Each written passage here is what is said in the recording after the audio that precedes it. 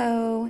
Today I am demonstrating the Bbday Meat Grinder. This is model number THMGB500AH.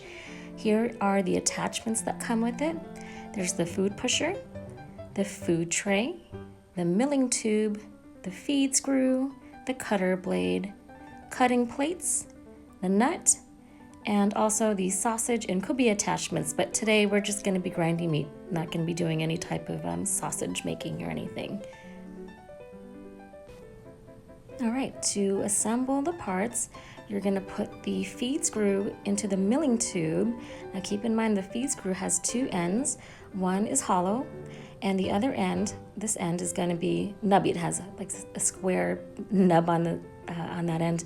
You're going to make sure that the square part is facing towards you, not the main housing unit.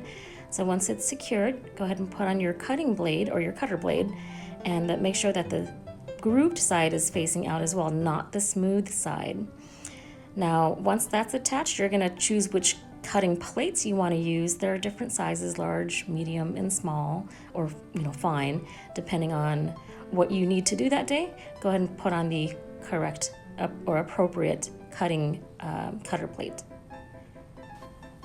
Now the cutter plates, well, they do have these two grooves or cutouts on the side. You want to make sure that they align with the grooves on the actual milling tube for the nut to fit on properly. So after everything's attached, go ahead and put on screw on the nut, and then you can go ahead and pop that into the main housing unit. You're going to want to make sure that it clicks when you pop it into the housing unit. Take the food tray, place it on top. You want to make sure that it's secure, and then all you need is your food pusher. We'll start grinding now. Here are the buttons on the side of your main housing unit. I'll start from the bottom up. The bottom bigger button, R is for reverse, O is for off, and then on obviously is to turn the machine on. The top button is how you're going to want the machine to grind, whether you do R for reverse in case something's backed up in the milling tube, and then on is to have the meat going forward with grinding.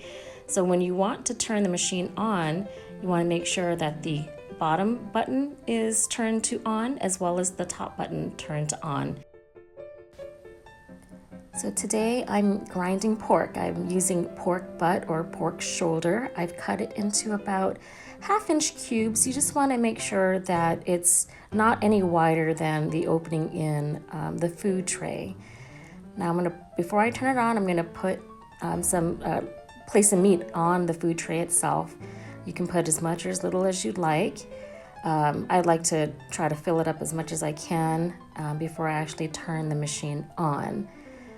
Now, I'm gonna make sure that the top button is on the on position, the O position, and then the bottom is when I'll go ahead and, when I'm ready to grind, turn that on, and then just start pushing the meat through. And you'll see it coming out in the bottom. And again, depending on the actual, which blade you use, whether it's a thick grinding or a fine grinding, that's how it's going to come out. So it comes out pretty slowly. You want to make sure you have a pretty big enough bowl for all the meat that you're using or that you're going to be grinding.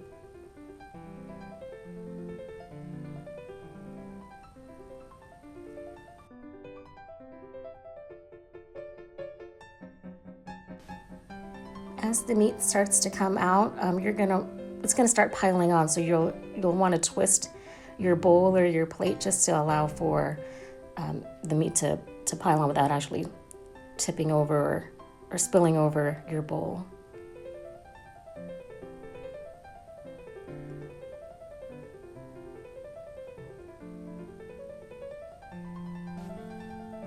And here you have it, the finished product. I hope this video was very helpful for you and that you enjoy your new machine. Thanks for watching and happy grinding.